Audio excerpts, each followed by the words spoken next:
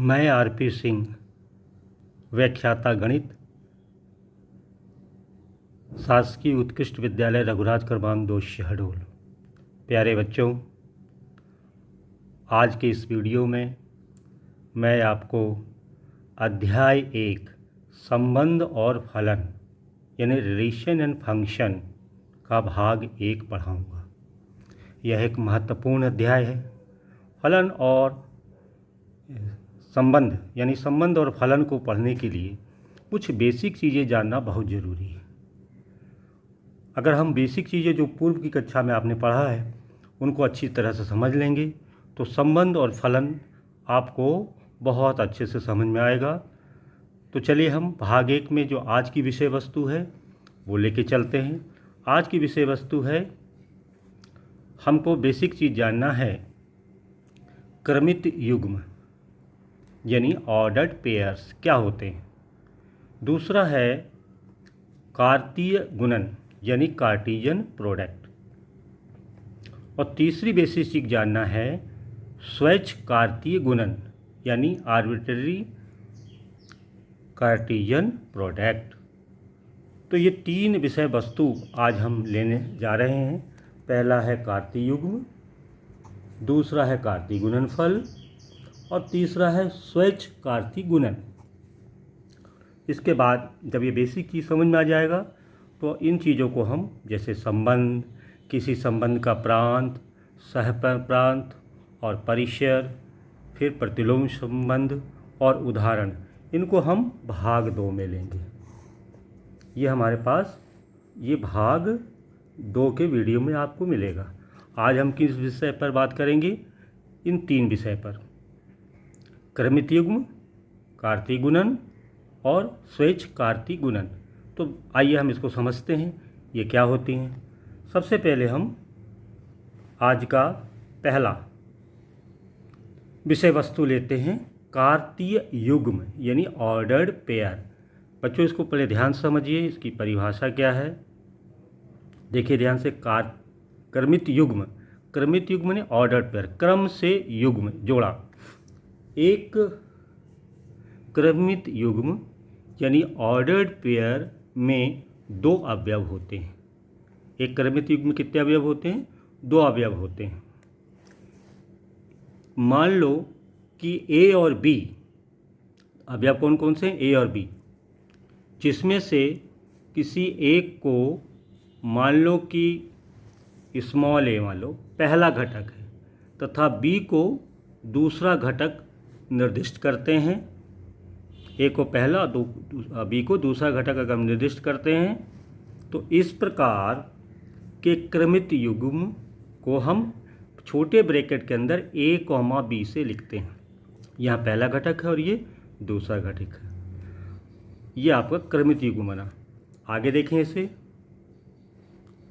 अतः क्रमित युग्म या ध्यान रखिएगा क्रमित 2 टपिल, क्रमित युग्म क्या बोलते हैं हम? इसका दूसरा नाम है क्रमित युग्म का क्रमित 2 टपिल, यानी पहला A1 और दूसरा A2, एक क्रमित संग्रह। एक क्रमित संग्रह, क्रमित संग्रह को हम क्या बोलते हैं? Ordered collection. ऑर्डर्ड कलेक्शन है, ठीक है। इसमें ऑर्डर मतलब एक क्रम से लिया गया जिसमें A1 पहला घटक तथा A2 दूसरा घटक है। ध्यान रखिए। इसी प्रकार क्रमित त्रिक, इसी प्रकार क्रमित त्रिक, क्रमित त्रिक देखिए यह इसका दूसरा नाम है क्रमित 3 टपिल। क्रमित 3 टपिल यानी A1, A2, A3 क्रम से लिया गया एक क्रमित संग्रह है जिसमें A1 पहला घटक, A2 दूसरा घटक और A3 तीसरा घटक है। तो हम इस प्रकार युग्म की जगह हम क्या बना सकते हैं? क्रमित त्रिक भी बना सकते हैं। व्यापकता अगर हम देखें, एन क्रमित यानी क्रमित एन ट्रिपल, क्रमित एन ट्रिपल में कितने अवयव होंगे? जैसे A1, A2, A3 से लेके AN, एन अवयव होंगे। एक क्रमित संग्रह हैं जिसमें आप बताइए A1 क्या हुआ? पहला, उसके बाद क्या हुआ, A2 दूसरा, A3, इस प्रकार से AN nवां घटक है। यानी क्रमित युग्म बना सकते हैं, क्रमित त्रिक बना सकते हैं और बढ़ते बढ़ते क्रमित n टपिल भी एक साथ लिया जा सकता है, लेकिन इसमें क्रम का ध्यान हमें रखना पड़ता है। यहाँ पर बच्चों नोट करने वाली बात यह है, जैसे पहला देखिए, क्रमित युग्म 3,4 और क्रमित युग्म 4,3 भिन्न हैं। क्यों भिन्न है बताइए? क्योंकि इनके क्रम बदल गए हैं। दूसरी बात हमें ध्यान रखना है, क्रमित युग्मों के पहले और दूसरे घटक समान हो सकते हैं, समान हो सकते हैं, इसमें कोई दिक्कत नहीं। जैसे 1,1 ये पेयर बन गया, 3,3 और XX हो सकता है। ये दो बातें नोट करिए। तीसरी महत्वपूर्ण बातें हैं कि यदि हम छोटे ब्रैकेट की जगह एक समुच्चय लें जिसमें दो ही अवयव हैं, 2, 3, ये समुच्चय, ध्यान रखिएगा, 2, 3 ये क्रमित युग्म नहीं है, ध्यान रखिएगा। ये समुच्चय को हम क्रमित युग्म नहीं कहते हैं। क्यों? क्योंकि समुच्चय में हम क्या कर सकते हैं, इसको 2, 3 को 3, 2 भी लिखा जा सकता है। तो ये समुच्चय क्रमित युग्म नहीं है। अगर हम छोटे ब्रैकेट में लिखें तो 2,3 और 3,2 दोनों अलग अलग क्रमित युग्म बन सकते हैं, है ना। लेकिन समुच्चय को हम, यानी दो अवयवों के समुच्चय को क्रमित युग्म नहीं कह सकते। ये तीन बातें नोट करने के लिए। आगे आइए, अब दूसरा विषय वस्तु हम समझते हैं कि कार्तीय गुणन यानी कार्टीजन प्रोडक्ट क्या होता है। कार्तीय गुणन, अब इसकी पहले परिभाषा ले लेते हैं। देखिए परिभाषा, माना A और B दो अरिक्त समुच्चय हैं। अरिक्त मतलब होता है खाली ना हो, जिसमें कोई ना कोई अवयव हो। माना A और B दो अरिक्त समुच्चय हैं, तब हम क्या करते हैं, सभी क्रमित युग्म किस प्रकार के, A, B के समुच्चय को, जहां हम A कहाँ से ले रहे हैं, पहले वाले समुच्चय A से ले रहे हैं। A is belongs to A इस कैपिटल A का सदस्य है, और दूसरा अवयव जो B है वो समुच्चय B का अवयव है। A और B का कार्तीय गुणनफल यानी कार्टीजन प्रोडक्ट इसको कहते हैं, या दूसरा नाम क्या है, या गुणन समुच्चय भी कहते हैं, यानी प्रोडक्ट सेट भी कहते हैं। इसे A क्रॉस B से निरूपित करते हैं। A क्रॉस B क्या हुआ, कार्तीय गुणनफल से निरूपित करते हैं। वो इस प्रकार होता है, देखिए ध्यान से, किस प्रकार होगा कि A क्रॉस B में हमें इस तरह के AB का युग्म मिलेगा। AB का युग्म बनाइए, जहाँ पहला घटक A जो है वो समुच्चय A का सदस्य होना चाहिए और B किसका होना चाहिए, B का। तो यानी समुच्चय A और B से इस प्रकार A का पहला अवयव, B का दूसरा अवयव लेके जितने भी युग्म बनेंगे वो सभी A क्रॉस B समुच्चय के अवयव होंगे, और इसको हम कहते हैं कार्तीय गुणन। ये ध्यान रखिए। चलिए एक उदाहरण अपन बना लेते हैं। माना कि हमारे पास A एक समुच्चय है जिसके सदस्य 1, 2, 3 हैं, और एक B समुच्चय है जिसके अवयव केवल A और B हैं।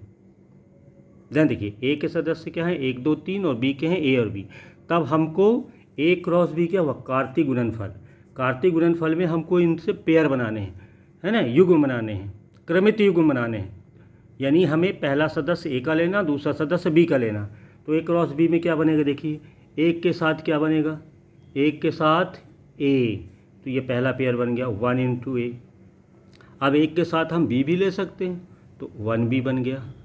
अब दूसरा 2 के साथ देखिए उसी प्रकार, तो क्या बनेगा 2A, और अगला बनेगा 2B, तीसरे के साथ 3A, और फिर क्या बनेगा 3 और B बनेगा। देखिए इससे ज़्यादा तो नहीं बन सकता। कितने हो गए गिनिए, 1, 2, 3, 4, 5, 6 पेयर बने। कितने पेयर बने, 6। ये पेयर के रूप में अवयव है। कैसे अवयव है, ये A क्रॉस B एक समुच्चय है और उसके अवयव इस तरह से क्रमित युग्म में हमें प्राप्त होते हैं। तो दो समुच्चयों से A क्रॉस B जो होता है, इसी को हम कार्तीय गुणन कहते हैं। क्या कहते हैं इसको अपन, कार्तीय गुणन, या इसको हम गुणन समुच्चय भी कहते हैं। ये ध्यान रखिए। अब एक नया शब्द आ गया, इस पर ध्यान दीजिए।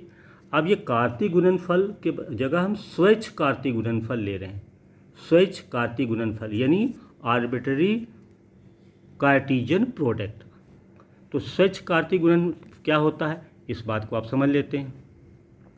यहाँ लिखा कार्तीय गुणन या गुणन समुच्चय की अवधारणा को स्वाभाविक रूप से दो से अधिक समुच्चयों के लिए विस्तृत किया जा सकता है।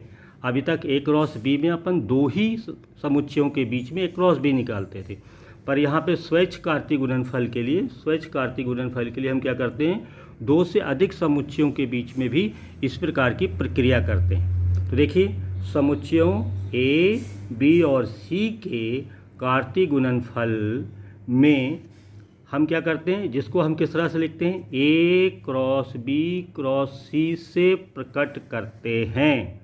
ए क्रॉस बी क्रॉस सी से प्रकट करते हैं। सभी क्रमित त्रिक, देखिए क्रम से त्रिक लेना है, ऑर्डर ट्रिपल्स में हमारे पास कैसे अवयव आएंगे, ए बी सी। ए आएगा पहले समुच्चय से, बी दूसरे समुच्चय से और सी तीसरे समुच्चय से। तो यहाँ आपको लिखना पड़ेगा, जहाँ ए का सदस्य है, स्मॉल बी का सदस्य है और सी का सदस्य। A belongs to A, B belongs to B और सी बिलोंग्स टू सी। अतः A cross B cross C में इस प्रकार से हमारे पास त्रिक मिलेंगे, ए बी सी। ए पहले समुच्चय का सदस्य होगा, पहला वाला, और दूसरा बी किसका होगा, बी का सदस्य होगा, और सी किसका सदस्य होगा, सी का सदस्य होगा। अब आगे बढ़ें।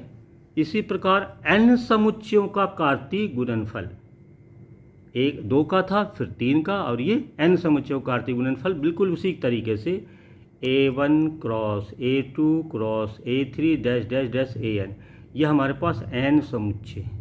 तो इसके अंदर जो सदस्य बनेंगे, प्रत्येक n ट्रिपल बनेगा, मतलब हर एक अवयव में n अवयव का युग्म बनेगा, A1 A2 A3 से लेके AN तक। जबकि दो बिंदी लगाइए, जबकि पहला A1 किसका सदस्य है, पहले समुच्चय का, A2 किसका है, दूसरे समुच्चय का। इस प्रकार डैश डैश कर दीजिए, AN और अंतिम समुच्चय का सदस्य हो गया। यानी एक एक करके आपको लेना, क्रम नहीं बदलना, पहले A1 का लेंगे, फिर A2 का लेंगे, फिर A3 का, ऐसे करते करते AN के सदस्यों से ये n ट्रिपल बनाते जाएंगे। कितने भी ट्रिपल बनेंगे वो सब इसके क्या होंगे, अवयव होंगे। इसको हम कहते हैं स्वैच्छकार्तीय गुणनफल। चलो इस बात को हम इस उदाहरण से समझते हैं।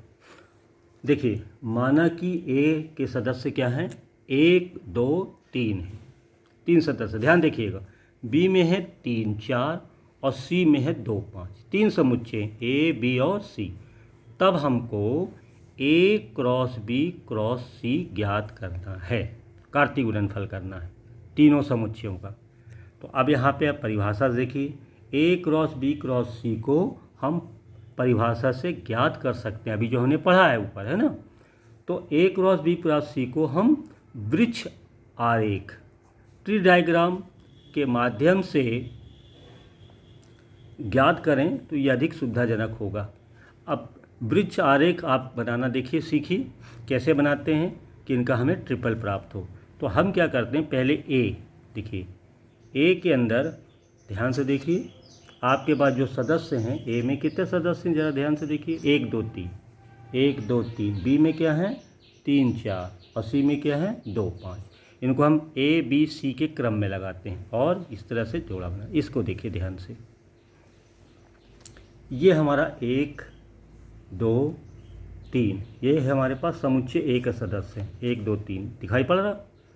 अब जो बी है उसमें 3 4 है, तो हम हर एक अवयव के साथ बी के अवयव मिलाते हैं। 1 के साथ 3 4 आ सकता है, 2 के साथ 3 4 आ सकता है, और 3 के साथ भी 3 4 आएगा। ठीक है, मतलब ए के प्रत्येक सदस्य के साथ बी के 2 2 सदस्य जो हैं वो आ जाएंगे। अब उसके बाद सी में 2 5 है, तो हम उस 2 5 को कैसे बनाएं, बी के पहले अवयव में 2 5 लगा दें, बी के दूसरे अवयव में सी के अवयव लगा दें 2 5। इस प्रकार यहाँ भी 2 5 लगा दें, बी के इस अवयव में भी 2 5 लगा दें, और सी के इस अवयव मतलब बी के इस अवयव में भी सी के अवयव लगा दें। ये समझ में आया, ट्री दिख रहा आपको।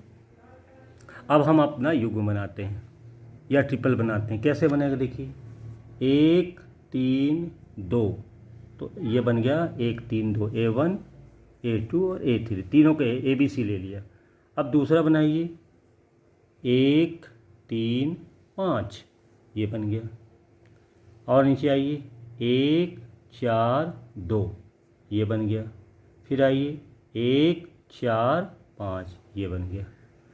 अब ए का ये सदस्य, ये बी के सदस्य हैं और ये सी के सदस्य हैं। तो ए का ये बी के 2 हैं और सी के 2 हैं, तो 3 के साथ भी और 4 के साथ भी। अब इसका जोड़ा बनाइए या ट्रिपल बनाइए, 2 3 2, ये आ गया। 2 3 5, ये आ गया। 4 2 2 4 2, ये हो गया। फिर आगे यहाँ चलिए, 2 4 5, ये बन गया। इसको ध्यान से देख लीजिए। अब नीचे भी समझिए, ये तीसरा अवयव है ए का, बी में 2 अवयव हैं, सी में भी 2 हैं, तो इसके साथ दोनों लग जाएंगे और इसके साथ दोनों लग जाएंगे। क्या ट्रिप बनेगा, 3 3 2, ये बन गया। 3 3 5, ये बन गया। फिर यहाँ आइए, 4 3 2, ये बन गया। और 3 4 5, ये बन गया। इस तरह से हमारे पास ए बी सी को, हमारे पास वृक्ष की भांति से ए क्रॉस बी क्रॉस सी को हम निकालते। कितने अवयव होंगे इसमें, ए क्रॉस बी क्रॉस सी में कुल पहले में 3 अवयव थे, ए में, बी में 2 थे, सी में 2 थे, तो 3 दूनी 6 दूनी 12, ये क्रमित त्रिक होंगे। 12 त्रिक बनेंगे।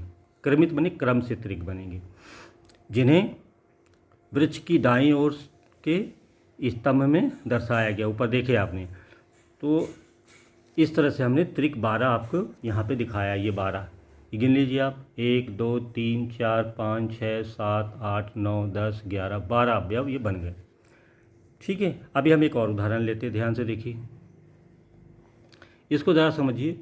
यदि ए में आपके पास ए बी है और बी में बी ए है, ए बी और बी ए, तो ए क्रॉस बी और बी क्रॉस ए ज्ञात करना है। तो क्रम ध्यान रखिए, ए क्रॉस बी में ए पहले लेंगे अवयव, फिर बी का लेंगे। बी क्रॉस ए में क्या होता है, बी का पहले अवयव लेंगे फिर ए का लेंगे। इतना ही अंतर होता है, ज्ञात कीजिए। तो यहाँ क्या बताना, तथा बताइए कि ए क्रॉस बी के कितने उप समुच्चय होंगे। ए क्रॉस बी के कितने उप समुच्चय होंगे, ये देखिए। तो सबसे पहले हम ए क्रॉस बी निकालते हैं। देखिए ऊपर से निकालिए आप ए क्रॉस बी। ए क्रॉस बी, ये आपका ए और ये बी है, तो पेयर बनाइए ए बी बी ए। देखिए ए बी बी ए, तो आप क्या करेंगे, पहले ए से इन दोनों का पेयर बनाएंगे, ए से इन दोनों का पेयर, तो क्या होगा ए बी, फिर ए के साथ ए। अब बी से बनाइए बी बी, ये बना, और बी ए, ये बना। इसको आप 1 नंबर डाल दीजिए। ए क्रॉस बी समझ में आ गया, तो बड़ा आसान है। अब बी क्रॉस ए बनाना है, तो पहले बी के अवयव फिर ए के लेंगे, तो इसका मतलब ऊपर वाले का उल्टा हो जाएगा, तो हो जाएगा बी ए। ठीक है, आप ऊपर से देख लीजिए, बी के साथ ए, फिर बी के साथ बी, बी के साथ ए, बी के साथ बी, फिर दूसरा ले लीजिए ए के साथ ए और फिर ए के साथ बी, ए के साथ ए के साथ बी, ये दूसरा नंबर हो गया।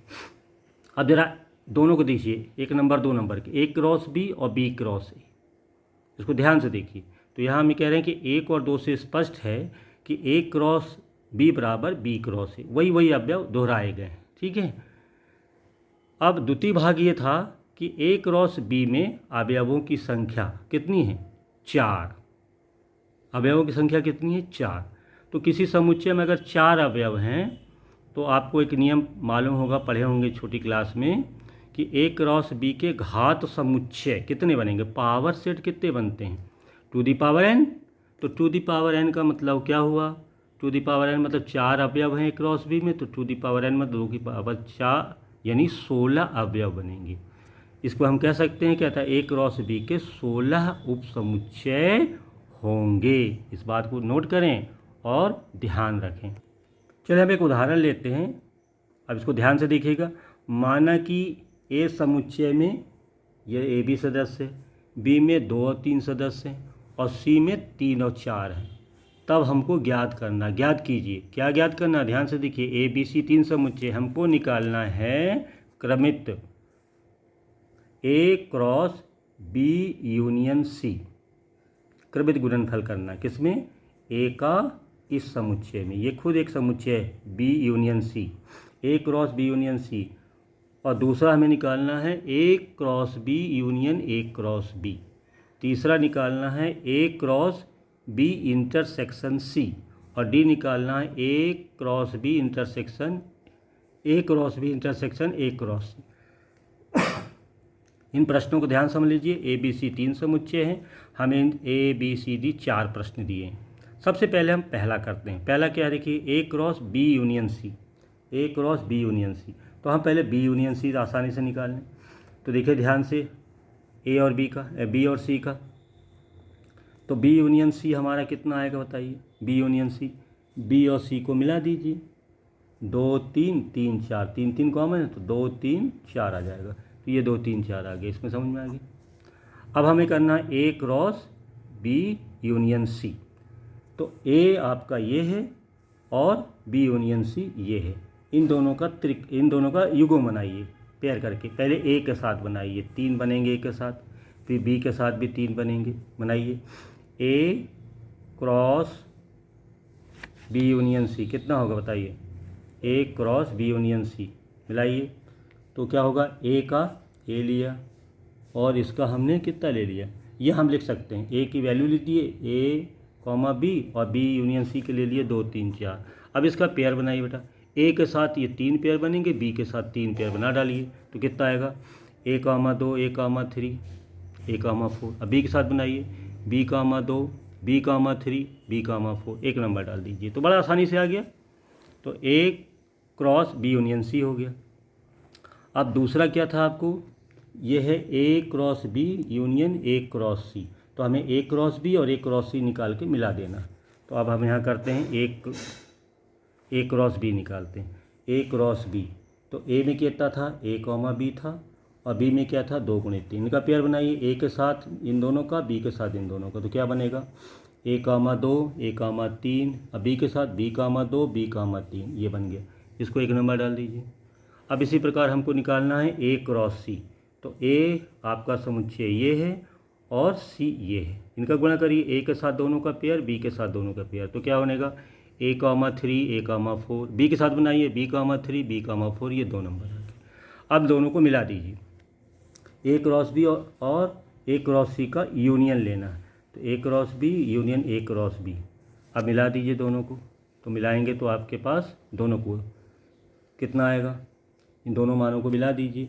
इन दोनों वैल्यू को आप मिला दीजिए, इनको और इनको मिला के देखिए तो क्या होगा, ए कामा 2, ए कामा 3, कोई छूटना नहीं चाहिए, ए कामा 4, B comma 2, B comma 3, B comma 4, ये तो आप जानते हैं। अब हमारे पास 2 रिजल्ट आए।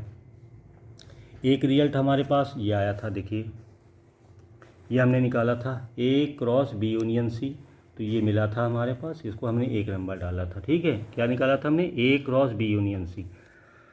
अब हम यहाँ पे क्या निकाले हैं 2 नंबर में, देखिए ध्यान से, 2 नंबर में हमने ये निकाला है A cross B union A cross C, ये भी उतना ही आया है। तो हम 1 और 2 की तुलना करें तो ये रिजल्ट बहुत महत्वपूर्ण है कि A cross B union C की वैल्यू उतनी ही होती है जितना A cross B union A cross C, जैसे वितरण हो गया A cross B union A cross C, इतना ही वैल्यू आता। तो इसको याद कर लीजिए, ये इस पर प्रश्न बनते हैं। अब तीसरा भाग है आपका, ये तीसरा था ए क्रॉस बी इंटरसेक्शन सी। तो पहले बी इंटरसेक्शन निकालें, फिर ए के साथ युग्म बनाएंगे। चलिए हम बी इंटरसेक्शन सी निकालते हैं। बी इंटरसेक्शन सी, बी और सी में केवल 3 ही कॉमन है। ठीक है, अब हम क्या करते हैं, ए क्रॉस बी इंटरसेक्शन सी। तो ए में तो मालूम है आपको ए कामा बी है, और बी इंटरसेक्शन में केवल अवयव 3 है। तो पेयर बनाइए, ए के साथ 3, बी के साथ 3, तो क्या बनेगा, ए कॉमा 3, बी कॉमा 3, बड़े आसानी से बन गया ये। अब आपको क्या करना है, डी निकालना है। ठीक है, डी में क्या है, ए क्रॉस बी और ए क्रॉस सी का इंटरसेक्शन। तो पहले हम ए क्रॉस बी निकालते हैं। तो ए और बी के अवयवों को अगर क्रम में मिलाएंगे तो इतना आएगा, ऊपर निकाल चुके हैं अपन, ए कामा 2, ए कामा 3, बी कामा 2, बी कामा 3। इस प्रकार ए क्रॉस सी में ए और सी के अवयवों को मिलाइए, युग्म बनाइए, तो ए कामा 3, ए कामा 4, बी कामा 3, बी कामा 4, ये हम ऊपर ज्ञात कर चुके हैं। ठीक है, इसलिए हमने लिख दिया।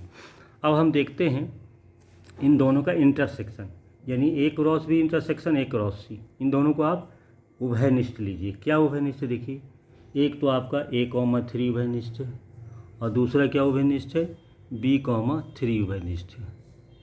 ये 2 आ जाएंगे उभयनिष्ठ में। ये हो गया 4 नंबर। अब दोनों रिजल्ट को मिलाएंगे, 3 और 4 की तुलना करेंगे तो जो हमने A cross B intersection C निकाला था वो A cross B intersection A cross C दोनों मान बराबर आएंगे। ये जो मान आया है यहाँ पे ये इसका मान है और इसका मान भी ऊपर से इतना ही आया था, तो यानी ये भी 2। एक ये भी सूत्र है, इसको भी आप ध्यान देंगे। तो बच्चों हमने इस पाठ को पढ़ाने के लिए कुछ बेसिक चीज़ें आपको आज बताई हैं। इसको ध्यान से पढ़िएगा, बार बार इसको देखिएगा और आगे हम अगले वीडियो में हम फिर संबंध और उसके प्रकार को लेके आएंगे। इसको पढ़ते रहिए। बहुत बहुत धन्यवाद।